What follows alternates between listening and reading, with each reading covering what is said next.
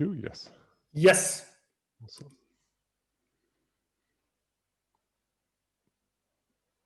Yeah, and we have like 5 minutes to go, if I'm not mistaken. So. Right. I need some little time to start the streaming. Sure. I need some more coffee, but that's too late now.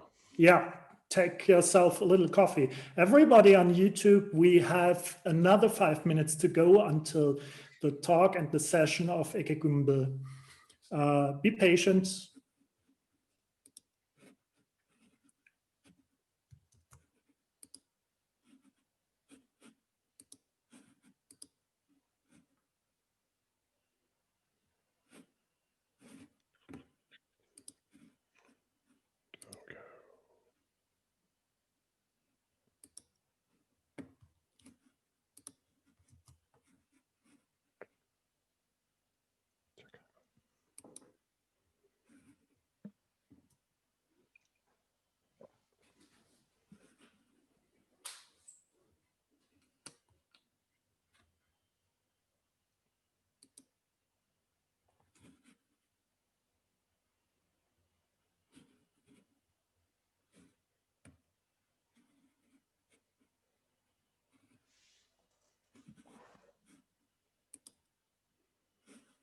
Hallo Daniel.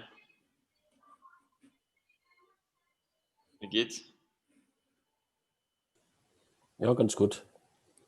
Und selbst? Ganz gut. Ich bin jetzt entspannt, weil Ihr wisst, Streaming ist schon gestartet. Note, streaming is already started.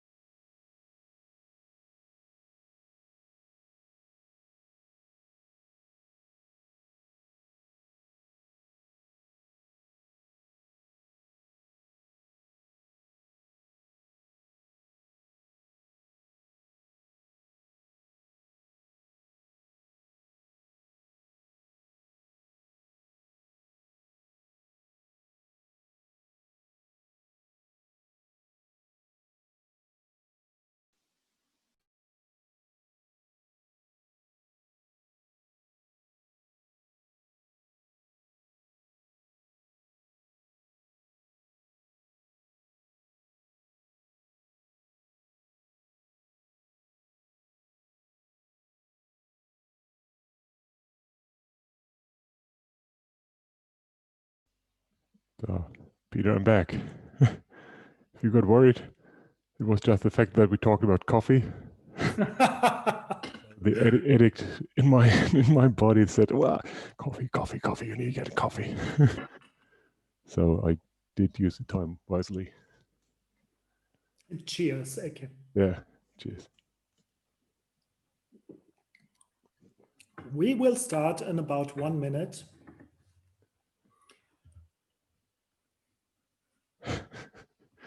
It's very smart to run for coffee before you give a presentation. Completely out of breath.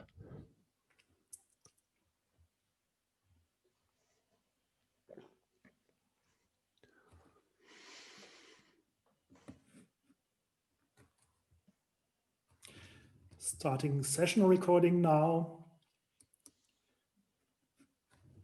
Vienna, whenever you are ready to go, go ahead.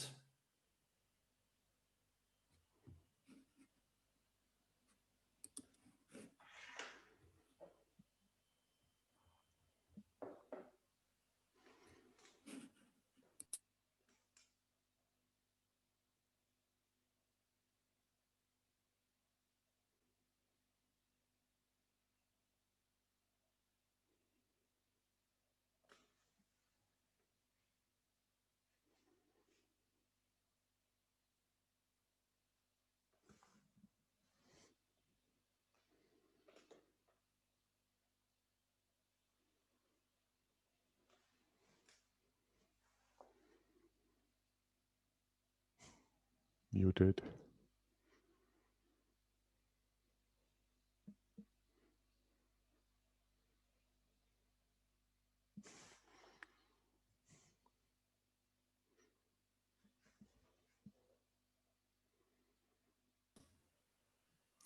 We don't hear you. Are we ready to go? Is Ekke able to start now the presentation, Attila? Great, thank you. So very much welcome, Ekke, here at the TYPO3 camp in Vienna and remotely via Zoom and via YouTube.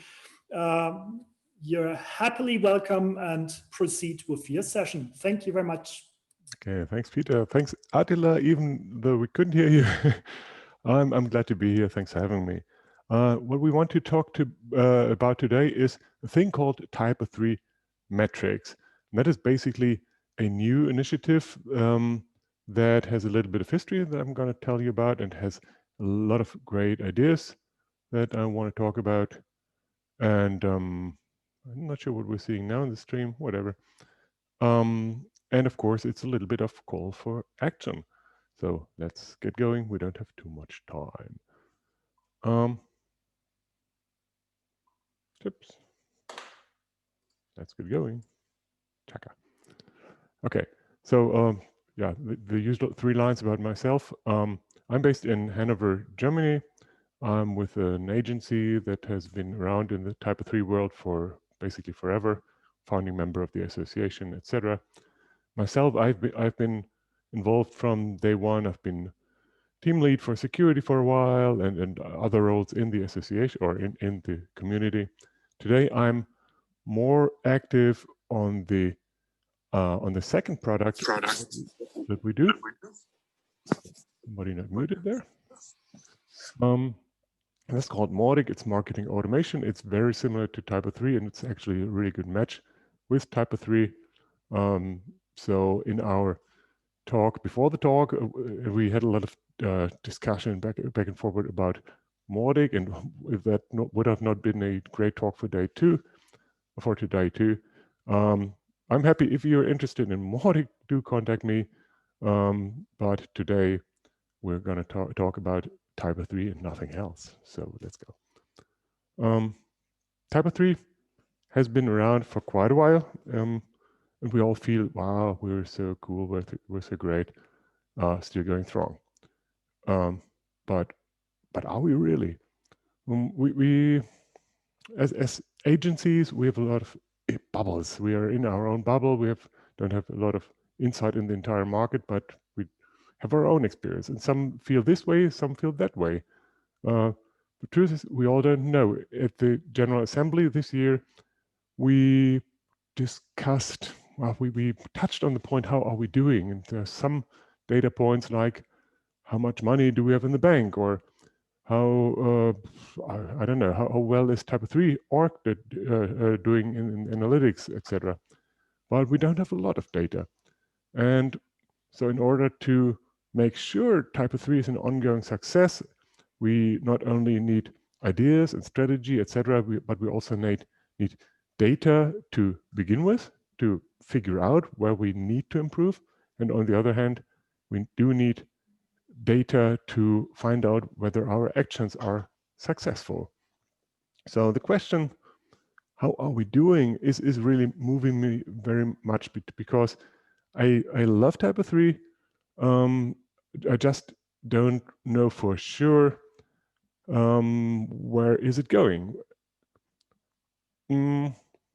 So let's drill into that first. Why ask that question? We do have multiple views, multiple angles on the question. Community view, if we do have goals, we currently have no ideas where we are at reaching those goals. And goals might be things like, we want to grow the community, we want to make it more active, we want to have specific sorts of contribution, or maybe we want to focus on certain angles in the world, like we want to be really strong in the developing countries, or we want to be really strong in North America, etc. So again, it comes from goals, but we are again concentrating on measuring here. So that would be a basis for decision of all sorts. Also, for us as an agency, for you as some sort of community member, users, freelancers, the entire ecosystem, we also want to be sure that TYPO3 is still the right strategy. I'm very, very open here. For us as a company, it is crucial that our bet on TYPO3 is still the right one. We're reviewing every single year. Is TYPO3 still the monoculture? Is that a good idea for us? Or do we need to diversify or to hop on another horse? We don't want to do that, but we want to be sure to found that decision on actual data. Same is obviously for customers. If a client makes a technology decision, they want to switch to an open source product, or they want to evaluate whether TYPO3 is still the right product for them, then the future of TYPO3 is hugely important. And so far in our beloved Central Europe, in German-speaking countries, etc., it's still pretty easy to sell TYPO3 and to convince people that TYPO3 is the right strategy, but that's not given forever. And if we want to grow outside of the German-speaking countries, as Lisa just pitched minutes ago, then that perception in multiple aspects is very relevant for the success of that strategy. So when we say, how are we doing? What do we mean by that? What comes to mind first is market share. So all those different aspects like active installations, downloads, installations in certain segments, like in larger companies, in certain regions, whatever, things like that. And also the relative development over time. So how widely is TYPO3 used in the relevant markets? The other is community health. And that has multiple aspects too. By the way, we're going to drill into those in a second, so I'm not going to explain everything here. Next up is perception. So this is not the same as market share. It's not do people use TYPO3, but why do they use it or why don't they use it? And it even comes not only to using TYPO3, but also to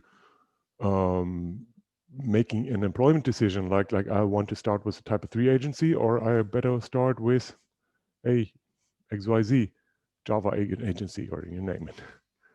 And then another completely different angle, but also very data-driven, or we want it to be more data-driven, is product readiness. So how well are we set up for the future? How well are we to compete with other products to have a good perception in the future? Not just where have we been in the past, what is the perception today, but also how well are we doing in being good in the future? And then there are others like what is economic impact, is something that comes up sometimes, and there may be more categories of data that we want to be that we want to learn about. So that's the overview. Now, facets matter. As I said, we might concentrate on certain verticals or geographical reasons. We might also want to concentrate on perception in younger people or in universities or segments like that. We also want the relative view, like have we improved or have we decreased? And of course, the fact that we slightly decrease is not as good as it seems if the competition increases much more stronger, much stronger. So a lot of facets, and you already see it can be complex. So making that handleable, accessible, and graspable is quite a challenge, but it's also really valuable because people can learn so much from it, and it is going to help TYPO3 so tremendously that it's worth the effort. Now, what are we not talking about? Obviously, goals are important, strategy is important, but this is not about goal setting. It is about verification, or it's about foundation for goals. It is about verification of measures and of goals achievements, but it is not about discussing the goals. A goal, again, might be a certain region. It might even be a numeric goal, like we want to grow 50%, whatever. We did talk about attracting engineers and other employees. We want to be more inclusive. We want to do this, that. All that can be defined on a strategic level or even technical level and can be measured. The other thing that it's not, it's interpretation of data. So is a certain number good or is it bad? Could it have been better, or is it all due to COVID-19 or whatever? So I don't know, sunset or so we are not aiming to discuss that. And also recommendation, like, okay, this number is like that, so we might, or we should do something about this. Recommendation is also not our deal. To be honest to you, we will not find everything in place. So there may be certain elements in the strategy that are not well defined, or just that are more implicit than explicit. So it may take some work from our side to make that explicit, or to make some decisions happen in the first place. So we can't just ignore that, and that's okay. But in the end, we want to focus on one thing, and that's data. Now, vision. So we're starting high level. How can we tackle this challenge, and what would an end scenario look like? First of all, we need to understand that the areas of interest that we just talked about, so like perception or market share or community health, are different. The details will be really different. On the other hand, it just takes a lot of time and makes it easier for users to have a common sort of framework, like we have a common technology underneath, we have common style of presentation, we have common ways to drill down or to explain things structurally, etc. So there's something in common. So in the end, the vision would be we have a single website, which is very open and transparent, and that does display live data. Two things to be mentioned. One thing is, do we really want to be that open? I've heard people who said, oh, this is nice insight and it might help the competition more than us, especially if it's some sort of negative data. People might use that against TYPO3. So shouldn't we hide that? And how do we decide to hide that kind of things? I think the approach to be open by default is absolutely what we want. But if there are certain things that we don't feel comfortable with, we can still discuss that per case, but normally we should be default to open. The other thing is live data. Not everything is necessarily technically measured every single day, so there may be data that is only periodical. On the other hand, so what this basically says is the latest and greatest. Form of presentation, obviously, there are other different approaches too. We have voices for condensing everything into a minimum number of facts, all the way to the concept of one metric that matters as a key indicator, KPI made up number. Like the health score this month is 15. Last month it was 14. That means we've improved. The concept comes from small businesses that focus on selling one thing or a very narrow portfolio of things. I don't think it applies nicely for us because it just hides too much. If we see a 15 and have grown from 14, that may involve major decreases in certain areas, like, oh my God, we have a complete problem in Southeast Asia, but that's hidden here. So we need better or more specific KPIs. The KPIs, on the other hand, that's a tough nut to figure out which are the ones that really matter. And then the drill down is the next thing to say, okay, I want to be more specific. I see that overall market share has grown, but I want to be able to drill down, for instance, per market and say, okay, how are we doing in Brazil? How are we doing in Japan? How are we doing in North America? Obviously, the KPIs or maybe even the dashboards may be specific to the area of interest. It doesn't make much sense to mix the product readiness and the community health in one screen. So let's talk about the actual measuring.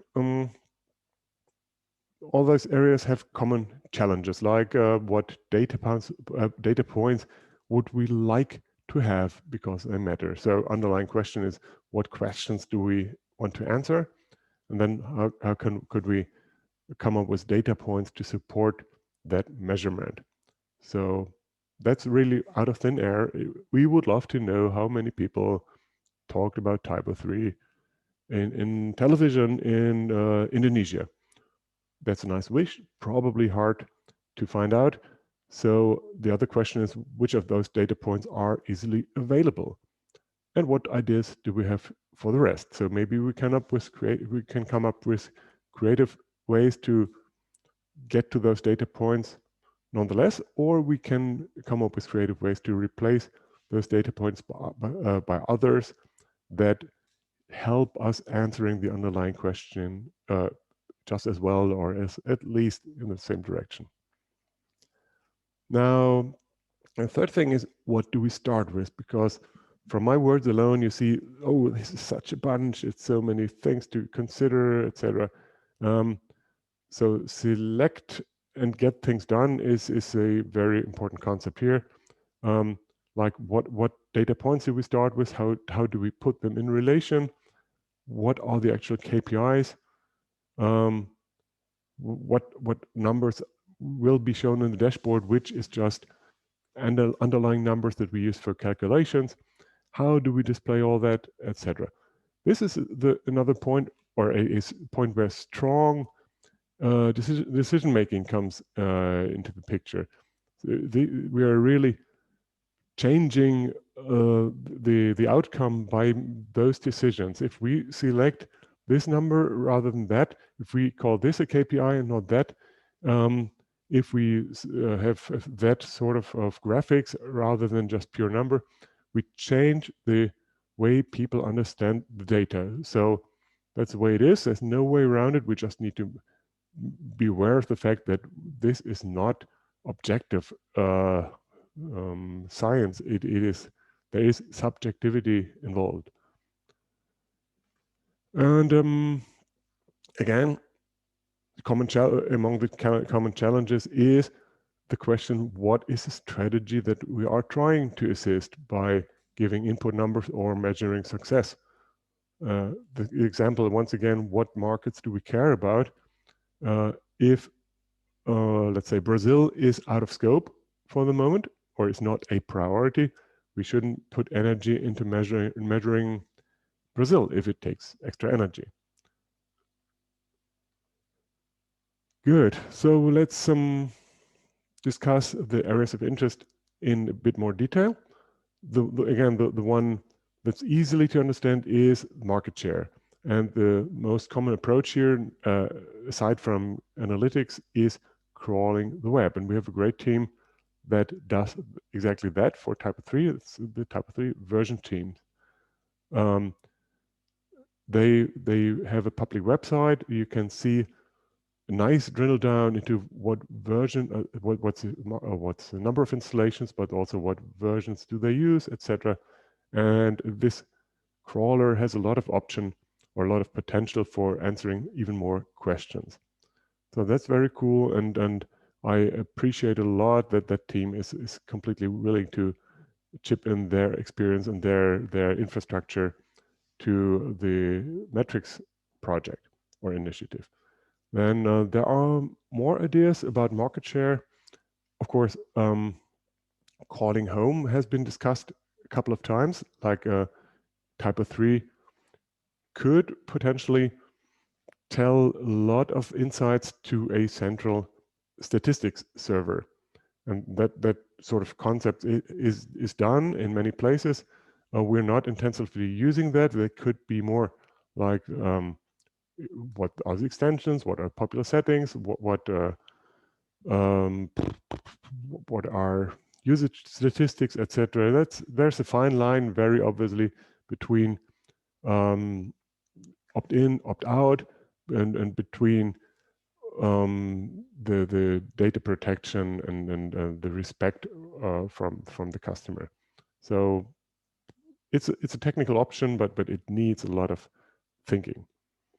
Then there's complementary data available, like there are other people who are basically crawling the web, sometimes connecting the dots, like they not only know the domain, they can also tell what industry that domain is, what is the size of the company behind the domain.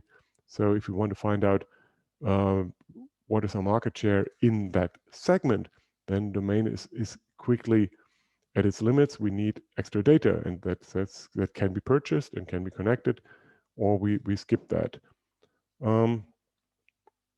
And we can even purchase external crawl data with everything in place. So there are companies who crawl the web and connect the dots at once, and you can purchase their results if you like.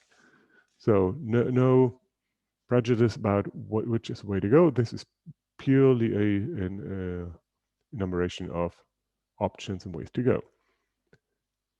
Next area of interest is the community health, and that is an even more complex thing. Some people think of community health as in GitHub commits or Slack activity, like how many people have joined Slack recently, or how many messages have been sent, etc.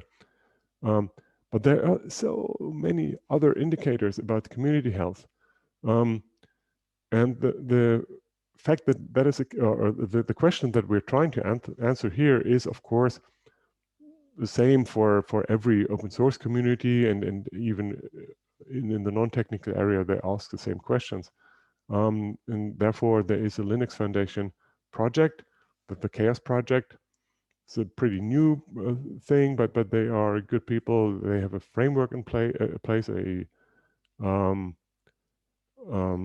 only what numbers they imagine to work with, but also how to present that, etc. So that's always worth a look. Again, community activity, think of it very, very broadly.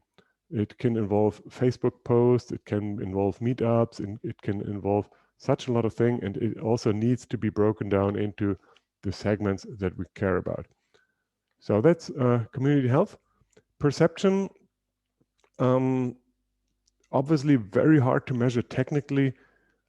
If you want to find out or if you want to answer what do people think about TYPO3? How much do they love it, or how much do they hate it, or do they know about it in the first place?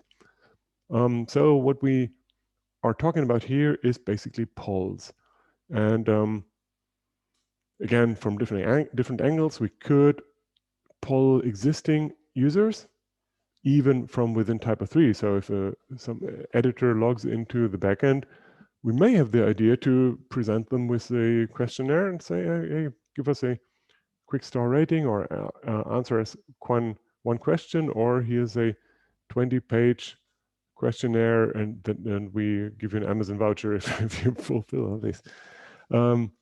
So that's polls from within TYPO3. Of course, there can be other things. For instance, agency polls, starting very, very easily from partners, also GmbH partners, or from association members.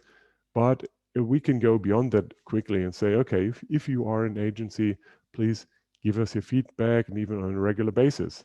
That would be tremendous to have a thing that stays the same over time, or same set of questions over time, and so you can see improvements or problems. Public, not only existing users, but the general public within certain segments, of course. That can be done manually. There are technical means to do that, which are pretty affordable. So that would be the tool set to work with. Nonetheless, most of that involves a lot of time and or money, and it's probably the most expensive area that we're talking about. And let me say one thing at this point. If we kick this initiative off and get going, that doesn't mean we have to do everything at once. We are going to talk about the initiative setup in a bit, but it can also be the case that we just say, okay, let's ignore perception, let's ignore community health or whatever. At this point, let's make sure we get started. But that's for a slide in 5 minutes. Product readiness, that was the fourth thing that I already mentioned. That is something that our developers care about a lot, and that's also why it's here. And let me take the opportunity and tell you a little bit of background of how this really started.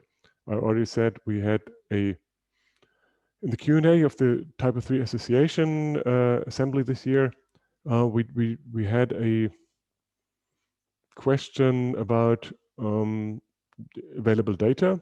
Even ahead of the General Assembly, we did discuss the fact that we have different perceptions of where we are and how we are doing. And so an outcome of the General Assembly was that we said, yeah, let's get some data. We don't have what we like, so let's do an initiative and get some data. And we didn't have to do that from the ground up. We did have a Slack channel, at least, that there was called TYPO3 Metrics or T3 Metrics, and people have had surrounding initiatives in the past. So we had TYPO3 census by Marcus in the past. We do have the T3 you name it versions project, which is even funded by the association. In the marketing team, we have Carlos, who's doing a fantastic job in measuring analytics or in interpreting the numbers from analytics. So there are different points, and also in the Slack channel, we already had people that have a little bit of past in this question of metrics. And so what we did is try to connect all those people, bring them together. A lot of additional people came on board to join or to observe the discussion, the progress of the initiative. And we are now at the point where we want to turn that into action. So let's finish product readiness. This has been contributed within this Slack channel by, I think it was Benny Mack, who said, hey, we want to have substantial input for our decisions and our stories in the product development. That is, of course, basically a product marketing thing, but it is hugely has a huge impact to the decisions in the development team too. Again, just like perception, this is not an ongoing thing, but a periodic review. The idea is basically we have to figure out what defines product readiness. So where is the market and the demand going to be in the future? What are the things that people will be talking about in the future? what do we think is important and valuable, and what do we think we are going to be able to communicate it. And that also involves knowing competitive products. It takes a deep understanding in the CMS market in general, but also in the TYPO3 product and roadmap. So it's a complex thing. In the end, it's nonetheless, it's a catalog of criteria that gets maintained, let's say, once a year. And then we do a lot of checkboxes and numbers and come up with some results. So that's at least the thinking at this point. And we are, like always, going to learn while we walk. Good. What else do we have? Polls might be involved too, right? Now, as I just started to ramble about, making it happen is probably the biggest thing. Like in all initiatives and all ideas, you can dream up a lot of things. Make it happen is the hardest part. Here's the milestones. First thing is we need a set of people who commit to the initiative and agree on some common ground and kick it off. Then that team will probably decide what areas of interest to cover, and for every area of interest we will have first ideas, first concepts, first discussions also, but also first foundations for the next steps, let's put it that way. Once we have that, we can go ahead and say, okay, let's prototype a little bit. Let's say, okay, this is what we can crawl, this is what we can pull, etc. And let's try with tiny pieces and learn from that, and then scale it up. In parallel, basically, we need to figure out how to present that best. Most people think Google dashboard, and maybe that's the way to go, maybe not. I don't really care about that answer at the point, but we need the answer eventually. And within whatever the platform is, there will still be a lot of work to do to come up with a really helpful template. So that out of the way, we can then work on the prototypes and prototypes and come up with a first version, first MVP version, and bring that live and then get feedback from people.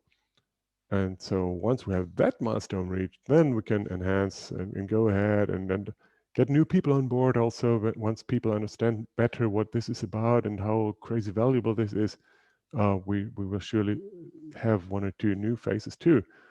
And don't forget, even if we have a really great setup or a really great dashboard at one point, it needs maintenance. We need to make sure the data keeps flowing. We need to make sure it gets improved and adopted over time.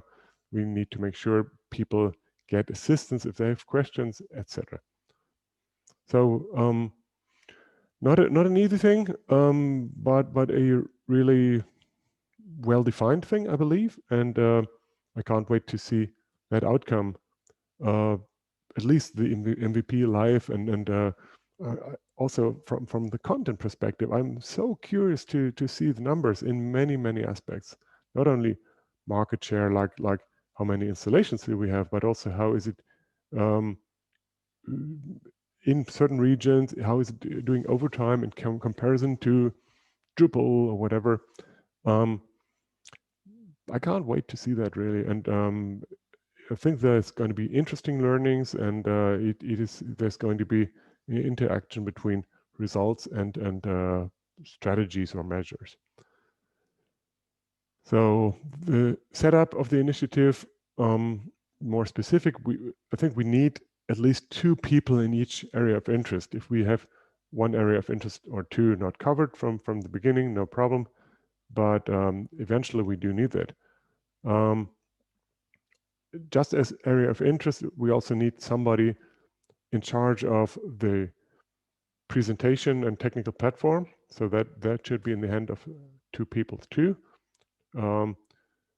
Plus there are we already know there will be other people in the initiative who not necessarily take responsibility for a specific area, but are stakeholders in some sort of form.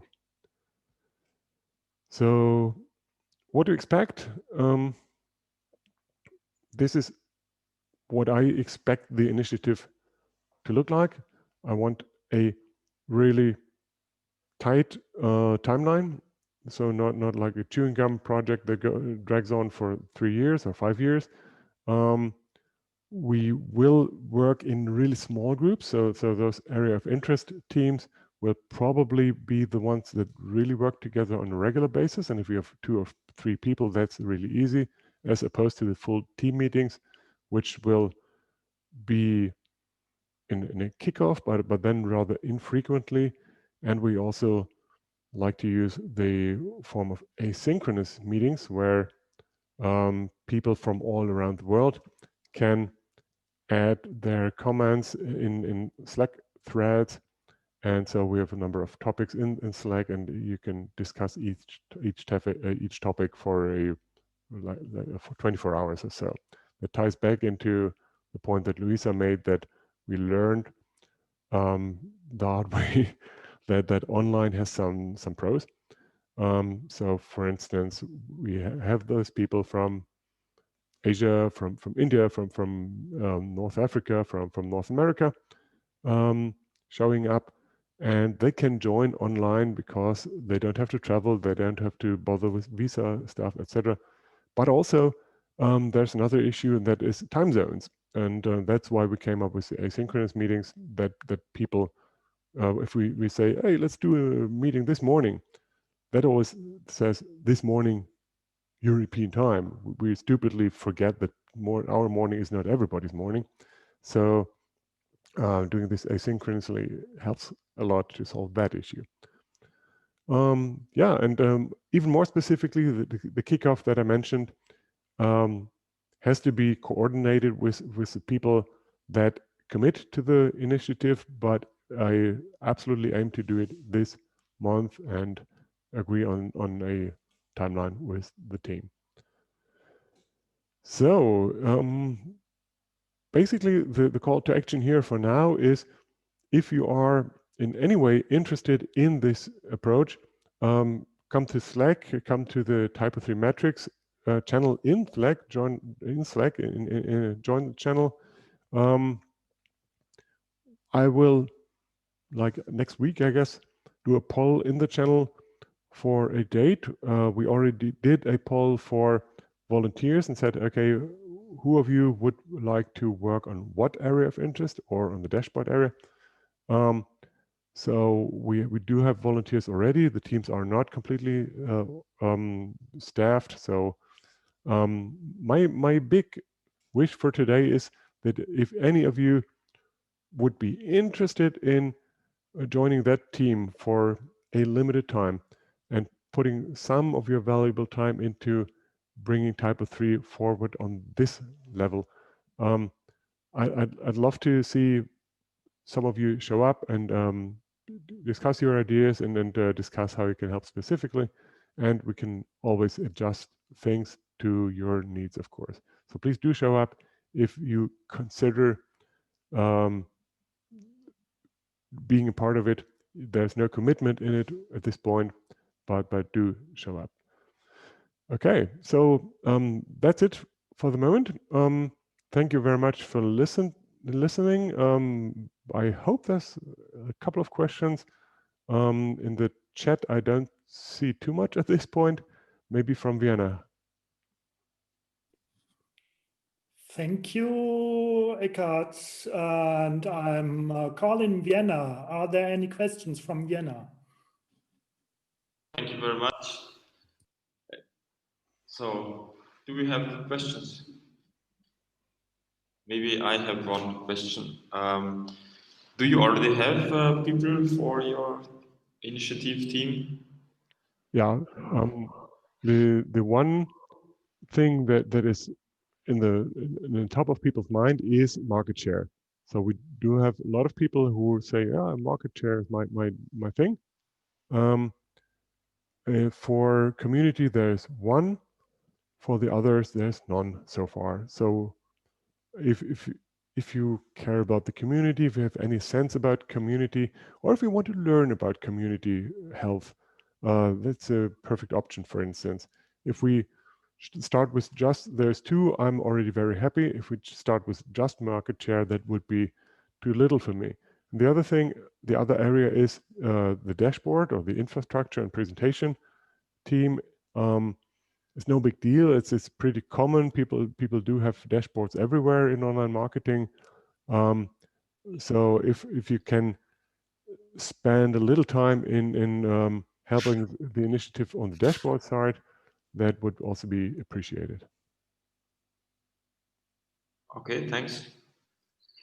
So, any questions? No. No hands there. So, Peter. Thank you very much, Vienna. Thank you very much, Eckhart. Thanks for the talk. We are going to stop the live streaming on YouTube now once again, and we'll start with a new streaming in about 15 minutes. Is that right? Yes, and we'll see Matthias with his session about open source and freedom, love, and our contribution. See you later. Thank you very much. Thank you very much. Thank you very much.